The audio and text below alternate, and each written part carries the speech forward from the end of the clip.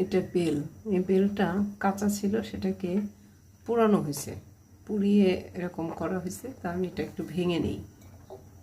পাকা বেলের থেকে কিন্তু এই বেলটাই আমাদের শরীরের জন্য বেশি উপকারী। আমি এটা কুড়িয়ে নিই। আস্তে আস্তে গ্যাসের মধ্যে পোড়ানো হয়েছে, যার কারণে এটা বেশ নরম হয়ে গেছে। এটা ব্লেন্ড করে নিয়েছি, ব্লেন্ড করি নেই, কোড়ায় নিয়েছি। এখন আমি এটা কী করবো, একটু ব্লেন্ড করে নিই, তাহলে আমার এটা সেঁকতে ভালো হবে আর কি। ব্লেন্ড করে নিলে এটা,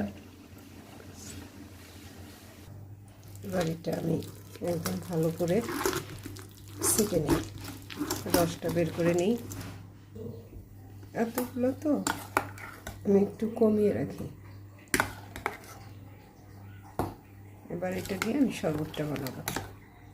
এটা বেলের সাথে আজ দেব হচ্ছে খেজুরের গুড়, খেজুরের গুড় না, তালের গুড়।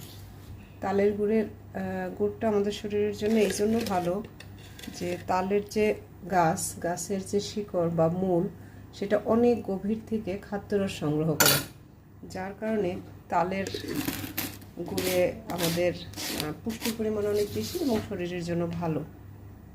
এর মধ্যে দিয়ে দেবো একটু কোকো পাউডার বা চকলেট, যেটা আমাদের তিল খাবে সবার জন্য, মানসিক স্বাস্থ্যের জন্য খুবই ভালো।